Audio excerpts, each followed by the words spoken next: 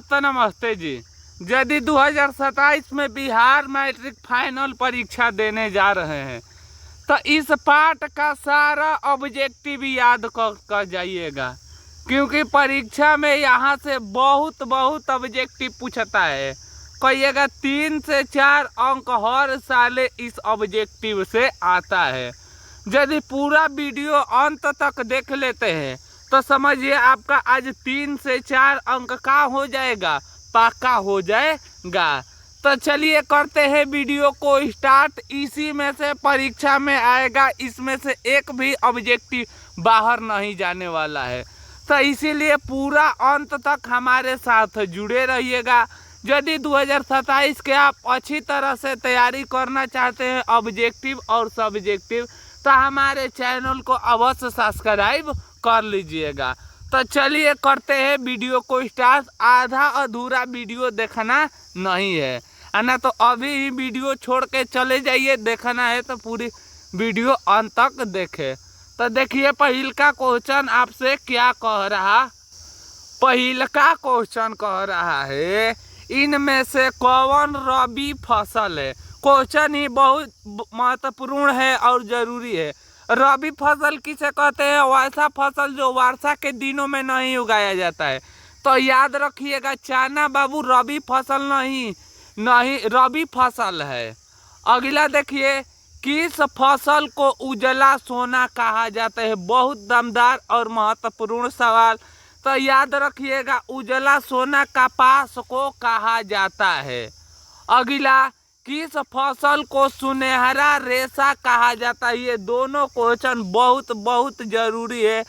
तो सुनहरा बाबू रेशा किसे कहते हैं? तो याद रखिएगा जूट को कहते हैं। 4 नंबर सवाल देखिए परीक्षा के लिए बहुत ही महत्वपूर्ण है और इम्पोर्टेंट है। निम्नलिखित में कौन कृषि प्रणाली को दर्शाता है जिसमें एक ही फसल लंबे चौड़े क्षेत्रों में उगाया जाता है? कौन ऐसा फसल है जो लंबे और चौड़े क्षेत्र में उगाया जाता है? तो याद रखिएगा रोपण फसल। जो रोप के फसल उगाया जाता है वह बहुत ज़्यादा रोपा जाता है। अगला सूक्ष्म कृषि में निम्नलिखित में कौन सी फसल नहीं बोई जाती है? तो याद रखिएगा बाबू सूक्ष्म कृषि में कौन फसल नहीं बोया जाता है? तो याद रखिएगा परीक्षा के लिए बहुत इम्पोर्टेंट गन्ना नहीं बोया जाता है। 6 नंबर सवाल देखिए बहुत ही जरूरी और महत्वपूर्ण है। निम्न में से कौन सा राज्य भारत में चाय का सबसे बड़ा उत्पादक है? चाय बाबू कहाँ से ज़्यादा पाया जाता है? किस राज्य में सबसे चाय ज़्यादा उत्पादन होता है? तो याद रखिएगा चाय असम में सबसे ज़्यादा बोया जाता है। चावल की खेती मुख्य रूप से होती है। सबसे पहले समझिए चावल के कौन चीज़ चाहिए? तो चावल के याद रखिएगा बाबू पानी ज़्यादा चाहिए। तो इसीलिए उसे जलोढ़ मिट्टी में चावल की खेती बहुत अच्छा होती है। 8 नंबर सवाल देखिए चाय के उत्पादन में विश्व में भारत का स्थान कितना है? आखिर चाय उगाने में विश्व में भारत किस स्थान पे है? प्रथम, द्वितीय, तृतीय, चतुर्थी? तो याद रखिएगा चाय उगाने में द्वितीय पर आता है। और रबी फसल का पैदा होता है। आखिर रबी फसल कब बोया जाता है? तो याद रखिएगा बाबू रबी फसल जाड़ा के दिन में बोया जाता है और खरीफ फसल वर्षा के दिन में बोया जाता है। अगला सवाल जूट किस जलवायु की पौधा है? जो जूट है किस जलवायु की बाबू पौधा है? तो याद रखिएगा उष्ण और आदर्श जलवायु। अरेबिका किस फसल की उत्तम किस्म है? जो अरेबिका है किस फसल का उत्तम किस्म है?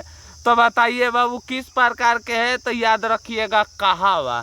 किस प्रकार के है बबुआ? तो याद रखिएगा कहावा। ये सवाल परीक्षा के लिए लगा लीजिए, बहुत ही जरूरी है।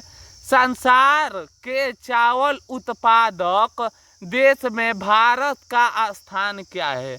संसार जितना विश्व है उसमें चावल उगाने में भारत किस स्थान पर आता है? तो बबुआ याद रखिएगा दूसरा स्थान पर आता है। चलिए 13 नंबर सवाल देखिए, भारत में कौन सा राज्य सबसे अधिक गेहूं उत्पन्न करता है? गेहूं सबसे ज्यादा कहाँ से उत्पन्न होता है बबुआ? तो याद रखिएगा उत्तर प्रदेश में गेहूं सबसे ज्यादा बोया जाता है भारत की अपेक्षा। अगला सवाल देखिए, गेहूं उत्पादन में विश्व में भारत का स्थान है।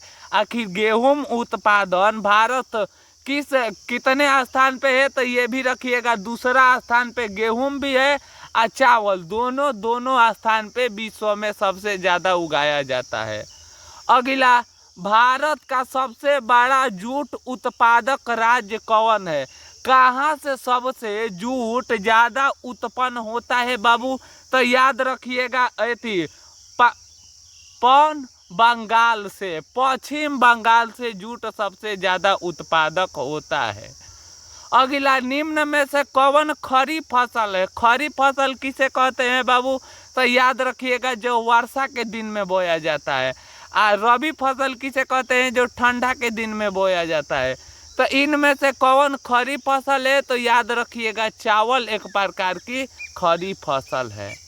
यहाँ तक आकर 16 ठो ऑब्जेक्टिव हम लोग का कर दिए, समाप्त कर दिए। अभी तक बताइएगा आपका 16 में कितना ऑब्जेक्टिव सही हुआ और कितना ऑब्जेक्टिव गलत हुआ। तब तक ले आगे बढ़ते हैं 17 नंबर क्वेश्चन की ओर। वीडियो यदि यहाँ तक देख रहे हैं तो वाकई में आप परीक्षा के लिए बहुत ही ध्यानपूर्वक तैयारी करना चाहते हैं। तो यदि चैनल पर नए हैं तो अवश्य चैनल को सब्सक्राइब कर लीजिएगा। चलिए बढ़ते हैं 17 नंबर क्वेश्चन की ओर। नंबर क्वेश्चन देखिए बहुत ही जरूरी और महत्वपूर्ण है। चावल किस प्रकार की जलवायु को पौधा है? जो चावल है किस प्रकार की जलवायु की बाबू पौधा है? तो याद रखिएगा उष्ण शुष्क का है। चावल है, खरीफ फसल है। काली मिट्टी उपयुक्त है। काली मिट्टी किसके लिए उपयुक्त है बबुआ? तो याद रखिएगा काली मिट्टी पे कपास सबसे ज्यादा बोया जाता है। 20 नंबर सवाल देखिए, दाल किस पौष्टिक अंश है? तो याद रखिएगा प्रोटीन। दाल खाने से बहुत ही प्रोटीन मिलता है। ये सवाल लगा लीजिए 2026 के पेपर में आएगा।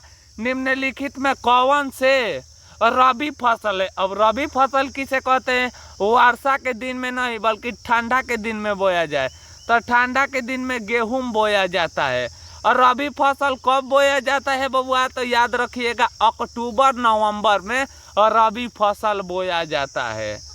23 नंबर सवाल देखिए, निम्न में से कौन व्यावसायिक फसल नहीं है? कौन इनमें से बबुआ व्यावसायिक फसल नहीं है? तो याद रखिएगा गेहूं। अगला, निम्न में से कौन रोपड़ फसल नहीं है? कौन ऐसा फसल है जिसे हम लोग रोपते नहीं है बल्कि छींट कर उगाते हैं? तो गेहूं में याद रखिएगा रोपते नहीं है, उसे छींट कर क्या करते हैं? बोते हैं। रबड़ बोया जाता है, गन्ना, चाय ये सब मई रोपा जाता है। और रोपने वाला फसल जितना है वह मई वर्षा ऋतु में होता है। उसी के अगला देखिए, भारत की प्रमुख खाद्यान्न फसलें हैं। कौन सी भारत के बाबू प्रमुख खाद्यान्न फसलें हैं? तो याद रखिएगा धान। धान विश्व में कितने स्थान पर आता है? तो 2 नंबर। गेहूं कितना पर आता है? तो ये याद रखिएगा विश्व में 2 नंबर पर आता है। अगला, निम्न में कौन खरीफ फसल है? खरीफ फसल किसे कहते हैं? जो वर्षा के दिन में बोया जाता है। वर्षा के दिन में बताइए इनमें से कौन फसल बोया जाता है? तो याद रखिएगा कपास। धान का प्रकार है अमन, बोर, इनमें से सभी। तो याद रखिएगा धान के प्रकार इनमें से सभी है। चलिए 28 नंबर क्वेश्चन देखिए, निम्न में से किस खेती से नाइट्रोजन का स्थितीकरण होता है? किस नाइट्रोजन का स्थितीकरण किस खेती से होता है बाबू? तो याद रखिएगा दलहन से। नबी, जलोढ़, मृदा और अन्य नाम क्या है? तो याद रखिएगा अन्य नाम खादर है। अगला देखिए, वर्षा ऋतु में बोया जाने वाला फसल कौन है जो वर्षा ऋतु में फसल बोया जाता है? तो याद रखिएगा खरीफ फसल है। और रबी फसल कब बोए जाते हैं? जब वर्षा के दिन चला जाता है तो। अगला, ब्रिटेन के सहयोगी से कहाँ लौह इस्पात उद्योग बनाया गया था? तो कहाँ पर बनाया गया था? तो याद रखिएगा दुर्गापुर।